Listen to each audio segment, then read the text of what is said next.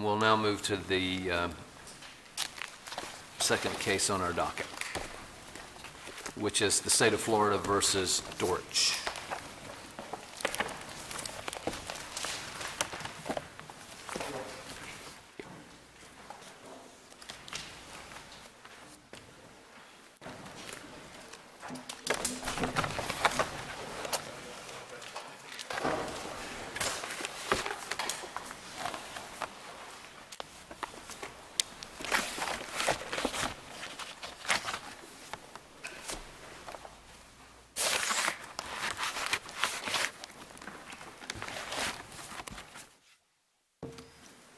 Just give us a second here.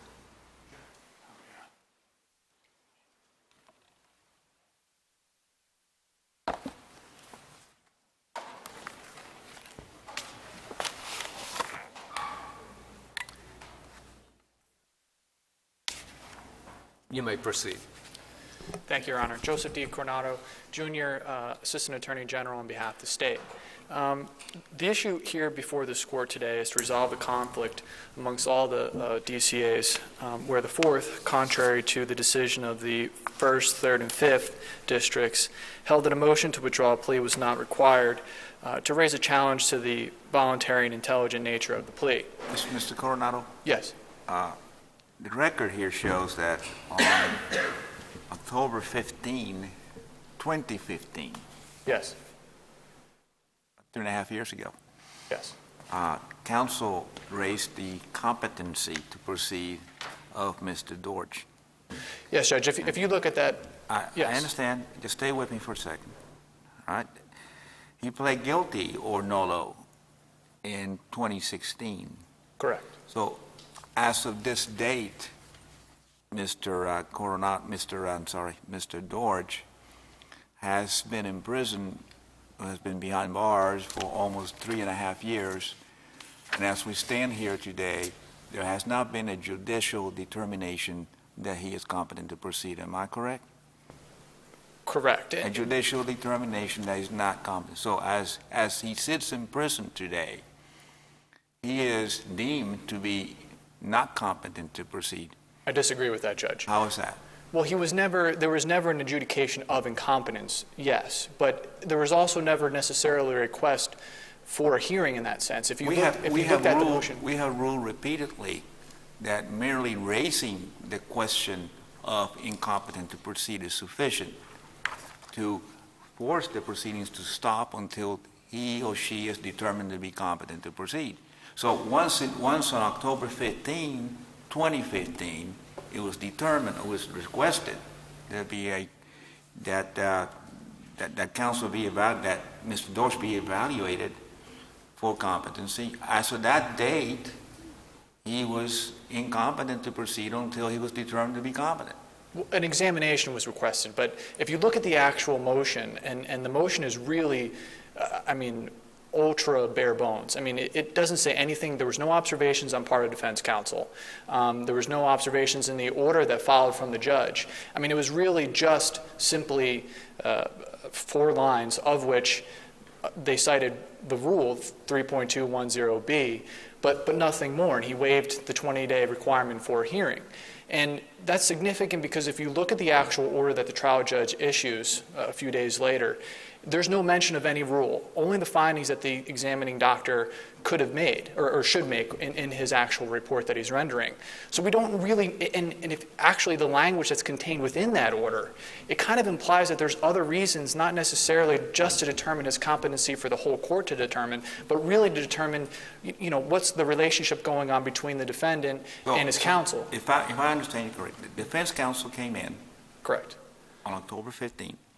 Said, Your Honor, I'm requesting that my client be evaluated, that you appoint a psychologist or whoever to evaluate my client to see whether or not he is competent to proceed. That, you're saying, is not sufficient. Yes and no. Yes, in the sense that he has to follow it's kind of tough. Yes, in the sense that he has to follow the motion, right? And he did follow a motion, but he made no observations. So we don't really know what was wrong with the defendant at that particular point in time. There was no, he's making this type of action, that type of action, that leads me as defense counsel to believe that he was actually incompetent. And there were no reasonable grounds that were actually justifying that motion that were mentioned in that, nor was the word reasonable ground or anything else of that matter mentioned in the trial court's order, which is why the motion to withdraw plea is so important in this particular situation, because that gives us, being appellate lawyers, the opportunity to review it, and a court like yourselves to determine what is going on, to actually get into that moment in time and see what is happening. We don't have that here. We don't have anything.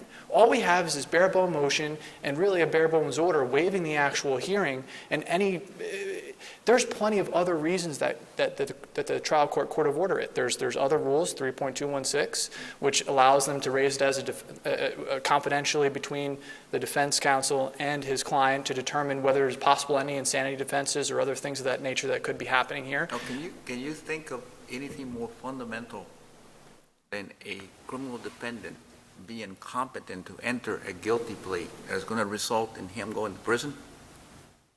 Obviously, yes, that is a very fundamental right, but that's kind of the point of a plea hearing. I mean, here we have a full colloquy by the trial court. I mean, the trial judge sat, evaluated the defendant. There was a complete interaction amongst the two of them. I mean, the defendant was here requesting this open plea. I mean, he was adamant that he wanted to plea, that this was what going on. They had, I mean, obviously the plea transcript is quite at length between the two of them. He was represented at the time of the plea He was hearing. represented by multiple defense counsels, yes. What was the time between the motion that was made and the plea hearing? Between the motion and the plea hearing, about 10 months, give or take. Okay. And were there two cases? There were two cases. And the yes, Your motion Honor. was made in one of the cases? The motion was made in the original case, which was a theft case. And then theft of was some the guns. plea taken in the same case? The Were charges from both cases resolved at the plea hearing? Yes, it was a universal plea. Yes, Okay. yes. And was there any indication on the record at the plea colloquy that the defendant was incompetent? No. And it was a traditional plea colloquy? A very traditional plea colloquy. I did notice in reviewing the colloquy, it did not seem to me that I saw, maybe I missed it, that the judge did what most judges do and ask about coercion or ask about any mental health issues. Was that missing from the colloquy here? I don't specifically recall it being mentioned in there, but it didn't stand out to me within the plea transcript. As Is it anywhere else in the record, though? A discussion of those things? No, absolutely You not. sure? What about the plea form? Well, yes, Your Honor. The plea form, he does initial next to that. And they discuss pressure and prior mental health history, correct? Correct, yes, I see what you're saying. And indeed, the questions at the plea colloquy, as I understand it, is, have you reviewed that form, correct? Of course, yes. Have you read it, or someone read it to you? Yes. And what were the answers to those things? In the affirmative, yes. Was there any indication to the contrary? No indication whatsoever. And indeed, the attorney signed the form and said that he had read it to his client, and Yes. the client understood it. Yes. Yes. Let me ask you this. After the plea was entered, the appointed counsel would have 30 days within which to file a notice of appeal, correct? Correct. And would also have 30 days within which to file the motion to withdraw plea if counsel had any good faith basis to question the competency of the defendant at the time of the plea. Yes. So either could have happened. Yes. Okay. And that's And if we rule as the Fourth District did here, it would allow an attorney with no good faith basis to question the competency of the plea to nonetheless prevail on appeal just based on really what's nothing more than a technicality when the plea colloquy, the questions and answers did address mental health and there was no indication of any competency issue. exactly. That's exactly our point, is that it's really almost a per se reversible technical issue that the Fourth has kind of ruled here.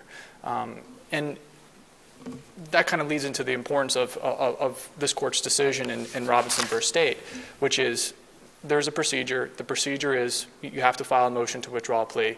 And this court has repeatedly stated in multiple cases that there are really no exceptions to that rule. So if, just so I'm clear, and I want to make sure where you're at. So if a motion to examine a defendant to determine whether he's competent to proceed or not is filed, Correct. and it just sits there. No action's taken on it. And then later on, I think here was like a year later or whatever, a defendant pleads guilty to a negotiated plea or whatever. I guess what you're saying is that that motion to determine competency is waived. I mean, we can speculate from the mere fact that counsel decided to take the plea, to recommend the plea, that, okay, now I really think he's competent. In this case, yes. These facts presented in this case, I would say yes to that question. I mean, I don't think it's something that necessarily can be determined every single time as the Fourth has ruled. It should be something that evaluated on a case-to-case basis that was basically this court's reasoning, I believe in Dortch, not Dortch, I'm sorry, Daugherty versus State. And really, you have to look at the facts. Here, we don't have very much to go off of. And that's really why the state has taken this position. I mean, isn't the answer to Justice Labarga's question yes? And isn't it not an unusual circumstance? If there's a suppression motion that is filed but never called up for hearing at any particular time, and then there's an ultimate plea, all subsidiary motions that are pending are waived. You're waiving all of your rights. That's the point of a plea, is that you're waiving those fundamental rights there. Yes. Yeah. Which will bring us to our second point. I guess obviously the motion to withdraw a plea is obviously our first jurisdictional issue, and the state would present that to your honors there. But the second is if this court finds that there were proper grounds for the appeal, the state is requesting that the proper remedy to do that would be relinquishment. This court in State v. Fowler determined that the facts of that case are a little bit different than here. The defendant was prior adjudicated incompetent in Fowler. But can I go back? Sure. Your opposing counsel, I believe, seems to suggest, and I think he's going to argue to us in a few minutes, that this falls under the exception for jurisdictional purposes as otherwise provided by law. Tell me why that's wrong. I don't like that, and I think. I know you don't like it. Tell me why it's wrong. I'm trying to fabricate how I should say it. The reason why is, although it gets us to the same point, which is having the trial court figure out what is going on, it's kind of form over substance. I mean, the point of to me would be that may be the case, but I need you to tell me why he's wrong, and if he's not wrong, I need you to tell me that too. In other words, if you think that this does fall under the as provided by law exception, then I agree. We get to the same place no matter what, either through direct appeal or through a motion to motion to withdraw a plea. So tell me, does this fall under the exception or not? I'm having a hard time following here, Justice. I'm sorry. I apologize. I'm not being clear? Yeah, just okay, I apologize. So as I understand it, let's back up. The rule says that you normally can never appeal a nolo plea unless two things. One, a reservation of rights. This isn't a reservation of rights case. The other is if it is a subject matter jurisdiction issue, if there is a sentencing error, if the plea is involuntary, if preserved by a motion to withdraw a plea, correct, or as otherwise provided by law. Oh, I see what you're saying. Yes. So my question is, why is this not as otherwise provided by law? Well, otherwise provided by law, I think what counsel is implicating here is that the implications of that suggest that you're entitled to a fundamental review of every plea that's coming out. And to me, it kind of takes it beyond the scope of what that rule is set in place for. The rule is set in place for a very specific type of appeal. I don't know that I read what counsel is saying is that. What I read him as saying is a little bit what Justice Labarga is asking, which is in Daugherty we said that it's a fundamental right that one have competency hearing that these procedures laid out when it's properly raised. Here there was a properly raised motion. They didn't go through those things. And so this is one of those areas as otherwise provided by law that allows for an appeal despite the appeal waiver. That's what I understand your opposing counsel to be saying. And he'll tell me if I'm wrong on that. I think you're correct on the issue that he's raising, yes. Okay. Yes. So why is that wrong? Like I said, I think it's kind of presupposing a lot of different things that happened. One, it's presupposing that to me, the fundamental right that's at issue is that he was determined incompetent at some point in time. He is presumed mentally competent. That's certainly true, but once the proper motion is raised, he's entitled to certain procedures. I thought that's what Daugherty said. Yes, but Dortch was also had a different set of facts that were in front of it. That's true. He was a priorly adjudicated incompetent. This was mostly about restoring his competence therefrom. So I think that is almost not really applicable in this particular case because we don't have that prior adjudication of incompetence. Really what we have going on here is it's almost a question as to whether or not I need to raise that issue. That's what, to me, the facts in this case are presenting. Whether is there a relationship issue between defense counsel and the defendant? Is there another way that we're raising this on behalf of defense? So we're kind of getting to that point, but a little bit too soon.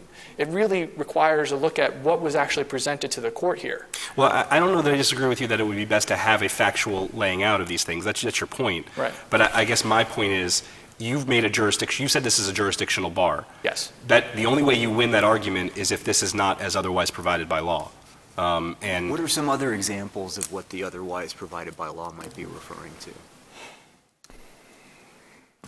I mean, I guess it's tough to per se say exactly what that would be. I mean, I'm not quite sure how to answer that question. Otherwise provided by law, I mean, it's kind of a catch-all phrase. I don't necessarily know anything that's ringing off the top of my head to suggest it to you. Let's look at some examples. In Novatin, we seem to suggest, even though I don't know that we quite said it this way, that double jeopardy violations are something that can be brought up, right? Correct. Okay. That's a constitutional right. A double jeopardy violation, Right. sure. So is this of the nature of that? I don't see it being that far. What about in TG? And TG said the deprivation of counsel for a juvenile is something as otherwise provided by law, right? Right, but there you had an issue in terms of being counseled by a juvenile being counseled by a juvenile being counseled. Period, and that I think raises a completely separate, completely and utterly different set of facts. Is than someone what who's was potentially presented here. not competent to make these sorts of decisions not the equivalent of someone who's not represented by counsel, or a juvenile is not represented by counsel? Well, it's more of a proper waiver of that particular issue. You know, whether the court led a proper factual basis in order to for that counsel to make for that defendant, in this case a juvenile, to make an informed decision of whether to discharge his counsel or not. And I think juveniles are different. Period.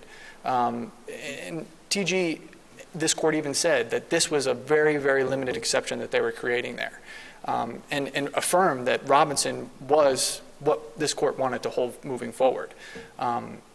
So hope that answered your question. Counsel, you are now into your rebuttal time. Thank you, Your Honor. Okay. I'll continue on rebuttal. Thank you.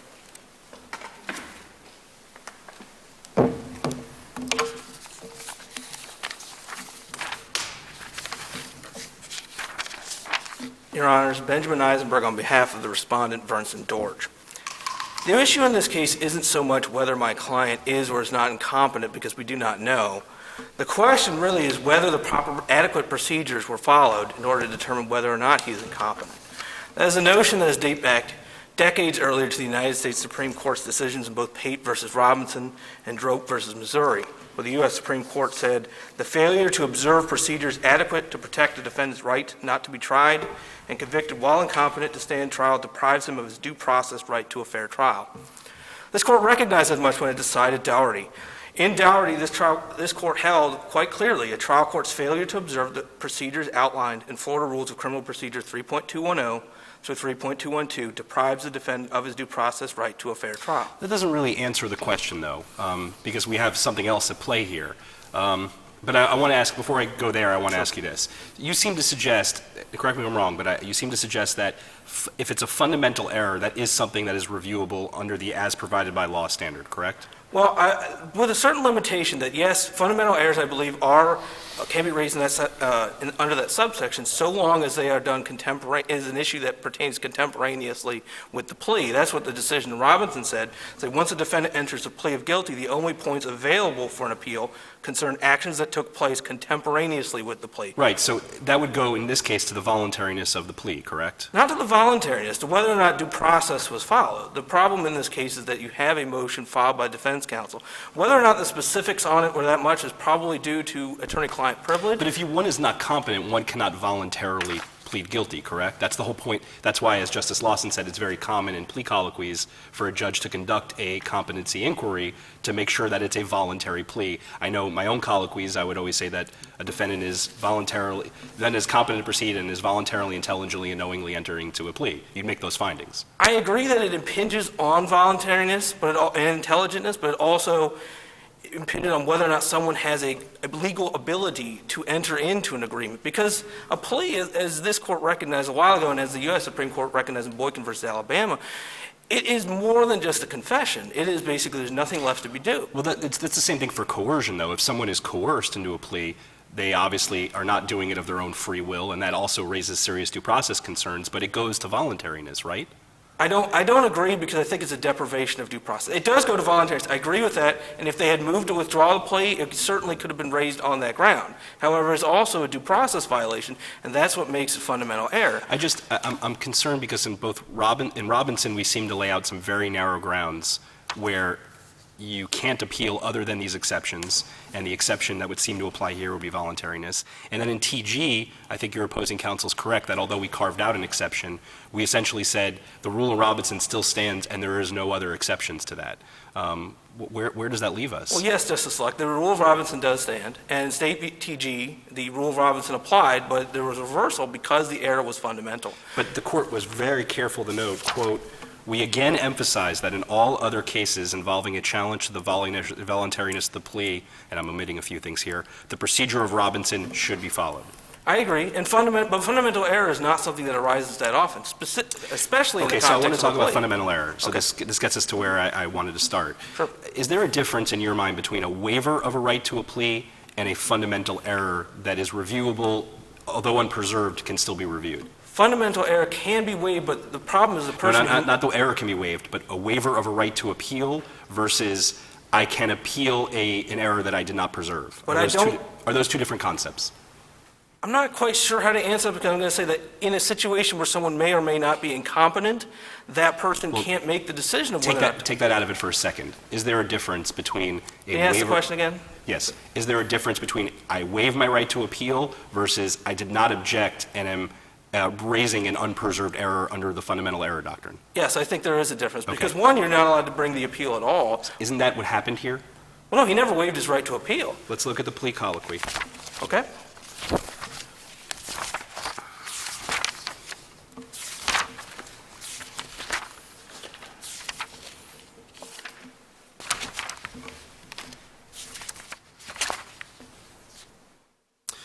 Page 12 of the plea colloquy, 87 of the record. Court, you're giving up your right to an appeal, that there will be no appeal unless I were to give you an illegal sentence. Do you understand that? Defendant, yes, Your Honor. Well, first off, I would point out that the client may or may not, in this context, be incompetent. Again, putting that aside, isn't that a waiver of a right to appeal? But this was not. I don't believe so, because this was an open plea. This was not a plea agreement where the defendant agreed to. Just because the judge said that's not something that's part of a plea agreement. And this court held back in 2000 in Leonard that defendants have the right to appeal from a plea. I do not believe it's part of the plea agreement, but regardless of whether or not it is. And the exception is those that are listed in 9.140, right? Well, I agree, but as the U.S. Supreme Court held in Pate versus Robinson decades ago, there the state made a similar argument that the defendant had waived his ability to have a competency hearing. And the U.S. Supreme Court said, quoting from Pate versus Robinson, "It is contrary to argue that a defendant may be incompetent and yet knowingly or intelligently waive his right to have the court determine his competency to stand trial." And the same issue applies here. Here you have a defense attorney who, after speaking with the defendant, after observing his mannerisms, has determined that there's something to cause the defense attorney to believe that that person is incompetent. They instituted the procedures of 3.210, and I do want to point out that the order specifically references 3.210B. It says that the doctor is appointed for purpose of determining competency pursuant to Florida Rule of Criminal Procedure 3.210B. So that is the rule that was implicated here. And as this court recognized in Doherty and recognized decades ago in Fowler versus State, the rule 3.210B does not have any discretion in it. It uses terms such as shall and immediately. And as this court held in Doherty, that shows that the requirements of that rule are required, They are necessary, and they cannot be waived. I will point out on the issue of fundamental... Let me ask you an unrelated issue, and I should know the answer, and I apologize.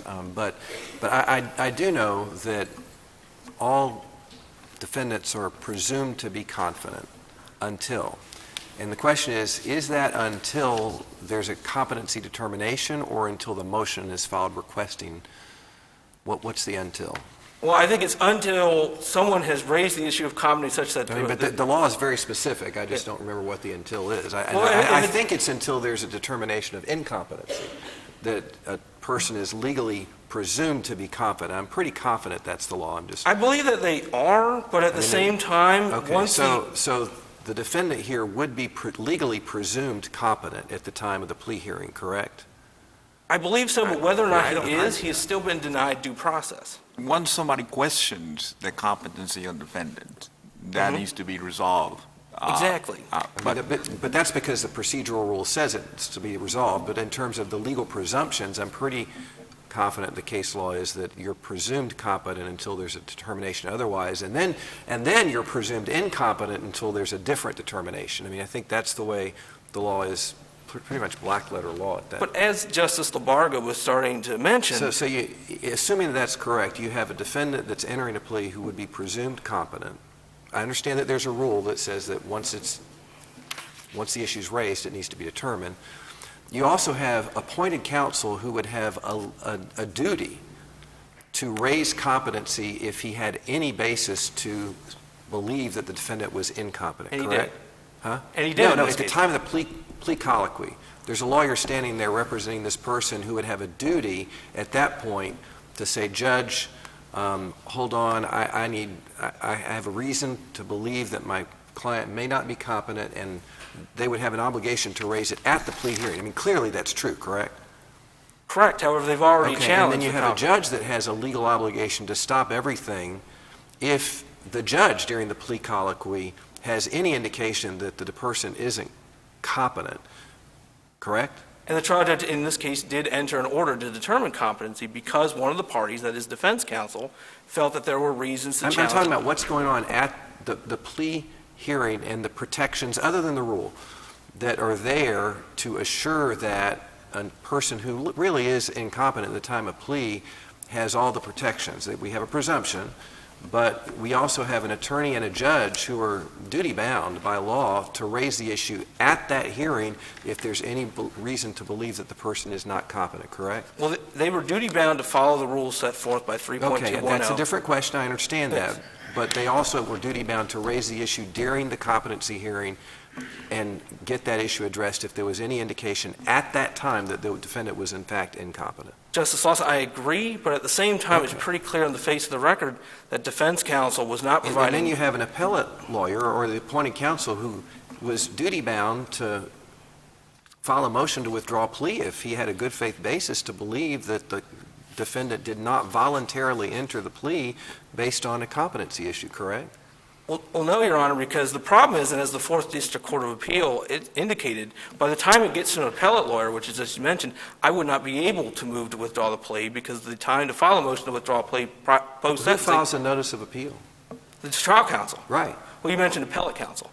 No, I said had an appointed counsel. Oh, appointed counsel. Oh, yeah. I thought you said appellate counsel. Okay. Yes, the trial counsel should have, but the trial counsel in this case was also of the belief that the Rule 3.210 procedures could be waived. Could you, if you had a reasonable basis to question the competency of your client at the time of the plea, could you as appellate counsel have asked to relinquish jurisdiction to have the issue to file a motion to withdraw plea? I know, Your Honor, because at that time it would be time barred, and the problem as recognized by the Fourth District Court of Appeal would be the only remedy at that point would be for the defendant who may be, and may have been and may still be incompetent to file a 3850 motion on his own because you're not entitled to counsel on a post-conviction motion. And that's the problem that goes on in this case. We have a defense counsel who from the get-go waived the procedures of 3.210 after saying that the defendant had met the had met the standards for potentially being incompetent. And the error that happened in this case is, quite frankly, far more egregious than what occurred in Dougherty. And there, you at least had 3 competency evaluations that came back that the defendant was competent, and trial court stipulated that he was competent. But here we have nothing in the record. We don't know if there was even an evaluation because the procedures were not followed. So we have a person who may or may not. We do have a plea colloquy that is the record that would indicate that the defendant was competent at the time he entered the plea. But we don't know, because there are issues within competency, and there's a reason that experts are appointed, and there's a reason that the trial judge has to make the determination based on the expert reports, because there are nuances to competency that may not show itself on the face of a plea, but that's why there are mandatory requirements. I will note that in Pate versus Robinson, which was the U.S. Supreme Court. In my experience, there may be close questions when you have someone who has significant mental health issues as to competency, but I wouldn't say that in most cases it's a nuanced question whether someone has the mental capacity to understand the rights that they're giving up. I mean, generally, we trust the ability of a trial judge in a plea colloquy to engage with the person and make that determination, as Justice Luck said, before entering the plea. Isn't that? I understand, but in this case, the plea colloquy, as was mentioned during the initial argument, doesn't illustrate any questions regarding competency. Whether or not that's in the plea form, there was no oral colloquy to go through we don't have a record.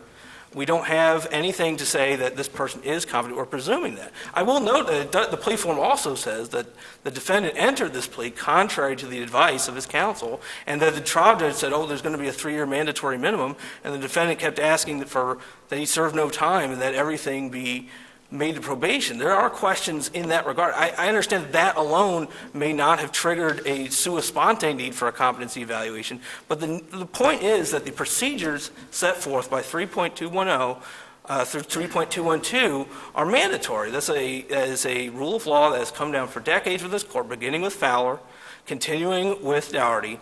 They are mandatory, and I will note also that every district court of appeal in the state of Florida has found that when a defendant goes to trial in this situation, that is fundamental error that can be raised for the first time on a plea. And is the implication of what you're saying, though, that once the defendant sets that process in motion, that it essentially becomes not waivable? Because, I mean, it sounds like what you're saying is that it doesn't matter how explicit, how detailed, even if they had said to the judge, we know that you had previously ordered this examination and it hasn't happened, but we don't care. It sounds like the implication of what you're saying is that you'd still be here making the same arguments, because once you've set that in motion, we basically can't trust anything that you do beyond that point. Yes, Your Honor, Justice Muniz. There are specific procedures that are mandatory. 3.210 specifically states shall and immediately. It has time requirements. But both mandatory and not. I mean, I know it's not mandatory vis-a-vis the judge, but it's also not waivable. Yes, because once again, as the United States Supreme Court said, it is contrary to argue the defendant may be incompetent and yet knowingly or intelligently waive his right to have the court determine his competency to stand trial. The decision in this case, whether or not the defendant was competent, was not for trial counsel. It was for the trial judge, and it was to do so based on the reports of the experts. And we know that the trial judge in this case must not have seen any reports because there aren't any in the record. Would you agree do you agree with the remedy suggested by the state that this should be remanded or relinquished for a competency determination if you have a reasonable basis to question the competency of your client at the time the plea was entered? Well, the remedy is set forth by Dougherty is for a nunc-pro-tunc competency hearing to determine whether or not. That is in the get-go. As to whether or not relinquishment of jurisdiction must be the remedy, I believe it can be a remedy. Obviously, this court did so in Fowler, so it is possible. But I don't think it has to be the remedy in every case. Specifically in plea issues, as this court's decision in Leonard and Robinson set forth, there are very limited grounds upon which you can challenge a plea. Just 2 weeks ago, I was here arguing a case where it was a plea with a warrantless blood draw, whereas they reserving the right to appeal a denial of a motion to suppress. So right now, the rules of criminal procedure do not set forth a mechanism for relinquishing jurisdiction to determine competency. I think we said, Dougherty, that if possible. If possible. If possible. And one of the problems in Dougherty was that the attorneys stipulated to competency. Yes, Your Honor. And we determined that the judge did not have to accept that stipulation, and the judge himself or herself, based on observations, can make a determination on competency and disregard these stipulations. And for that reason, the judge plays an integral part in the proceedings. So the issue here would be, if you send it back, is whether Mr. Dortch was competent at the time he entered the plea. If you don't have the same judge who presided over that plea and over that case, then perhaps you don't have that judicial observation as of the time the plea was entered. That's the only concern I would have with that. Yes, Your Honor, and Your Honor authored Dougherty, and both in Dougherty and the United States Supreme Court have warned that non-proton competency hearings are very difficult, even under the most favorable settings, to do. And as Your Honor pointed out also, the reports in a competency decision are merely advisory to the court, which itself retains the ultimate decision of whether or not the defendant is competent. Here, the problem is that that issue was never presented to the trial judge because it was waived. We never had a hearing. We never had a judicial determination. And we don't know what exactly happened. A new public defender took over shortly after the competency evaluation was taken. We don't know whether this case fell through the cracks. The defendant may be competent. He may be incompetent. That's why experts need to make that determination, and we need to have expert reports that guide that decision. It can't be done strictly from a cold record. Is Judge Vaughn still on the bench?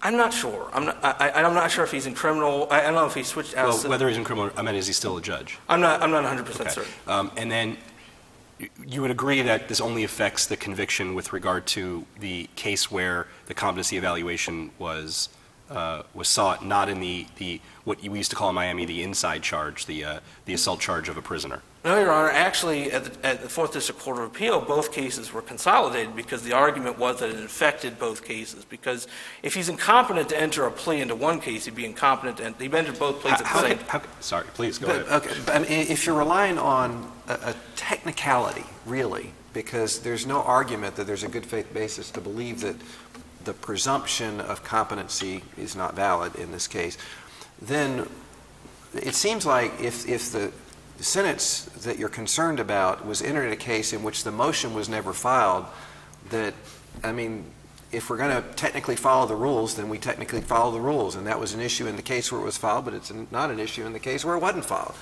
Well, I mean, Justice absent Lawson, anything else, I mean, because that's what you're relying on, a very technical, that this has to be followed by the T, letter of the law. And it happened a year later. The inside charge happened about a year after the request. The initial one, the first charge was October 2015. Right. That was actually, no, October 2015 was in the competency evaluation, but then ultimately the second charge came out in 2016, and the plea occurred in March 2016. Right. But to go on to that, And just to be clear, competency was never raised by motion or otherwise in the second case. no, it was not. But it also was not raised in this appeal, and the states, the petitioner, they have it challenged. The Fourth District Court of Appeal reversed both of them. If it's not raised in the initial brief, then it's waived. But I do want to say, I contest the allegation that this is a technicality. This is a matter of due process. The United States Supreme Court has said so for quite a few decades, and this court has said so in Dougherty as well. If a defendant may or may not be incompetent, it affects whether or not they can make this legally binding decision. It goes to, as the First District Court of Appeal said in Shaheen, the nature of competency goes to the heart of whether a defendant has the capacity to make a cogent, legally binding decision. And if he can't, then that is a denial of due process. I see that I've used up all my time. If you have no further questions, I would ask that this court confirm.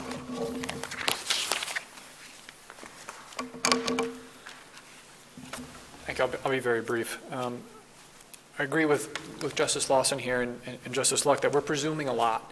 We're kind of getting ahead of the horse here a little bit, in the sense that not only are we presuming that he is incompetent when we're talking about what my opposing counsel here is arguing, but we're also presuming that all the attorneys here, now there's not just one defense counsel, there's two defense counsels, two trial lawyers, and a state attorney here, assistant state attorney, who have all dropped the ball in this case, assuming that argument stands. I mean, there's plenty of other explanations that we can offer as to why the examination was requested by defense counsel. And moving forward, that would be the state's position, that that is why it is so important for the motion to withdraw a plea, so that we can go back and look into what everybody was thinking at that particular point in time. We have no record of that now. The speculation could have been resolved quite easily by just holding a hearing or bringing up the issue. And see, that where I come from, in the criminal division, we get 2 or 3 days a week. Sure. And no case is allowed to proceed, at least in my courtroom, until that determination is made. So if you are defense counsel and you raise, Judge, I asked the court to order an evaluation for my client's competency. Just the mere raising that rings bells in my head. There's something wrong here. Yeah, And whether somebody dropped the ball or whatever, this case proceeded until there was a determination that he was competent. So that's the problem. And that's, I think that kind of plays into what the holding in State or Robinson versus State was, which if it's presented to the trial court in a motion to withdraw a plea, that trial judge can easily rectify the situation right there on the spot. You know, if this was an actual issue that they were all working on there, the trial judge at the first point possible could have easily corrected the issue, which is another of the state's arguments here, that, you know, we want to put as many things and keep as many things as we possibly can to quickly and efficiently resolve these issues at the trial court. But why put that burden on the defendant when the defendant already raised the motion?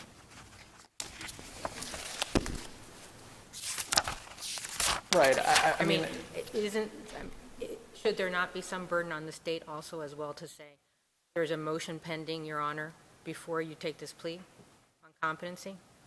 To a certain degree, yes. I mean, is this any different than a Ferretta, if there's a Ferretta request? If there's a Ferretta request, but I think there's a little and more. You take the plea and there's a motion pending and there's a Ferretta hearing, should there not be a Ferretta hearing prior to taking the plea? Yes. And what happens if you take the plea and there's a motion for Ferretta pending? Well, then you have an obvious Ferretta issue there that would be What's going to resolved. happen to that case? Probably going to go back. But I think in that Ferretta issue, I think you have a little more facts because now you have a record. Excuse me. How is this different than Ferretta? We're talking about due process, a person's ability to understand what the proceedings are. How is this different than Ferretta? You have a little more facts than a Ferretta case, in a Ferretta case. Here, we really don't have anything. I mean, we're all presuming that this is actually needed to go to a hearing even. You know, I mean, this was just a motion for examination. There was no hearing that was requested. So that's presuming that the defendant was, you know, having some incompetency issues that weren't properly documented at all during the motion or by the trial court's order. You know, the trial court in a Ferretta situation. Okay, counsel, you're into overtime now. You can sum up in about 30 seconds if you could. Well, we just ask that this court reverse the decision of the 4th District Court. Thank you very much. All right, we thank you both for your arguments. In this case, the court will now stand in recess for about 10 minutes. All right.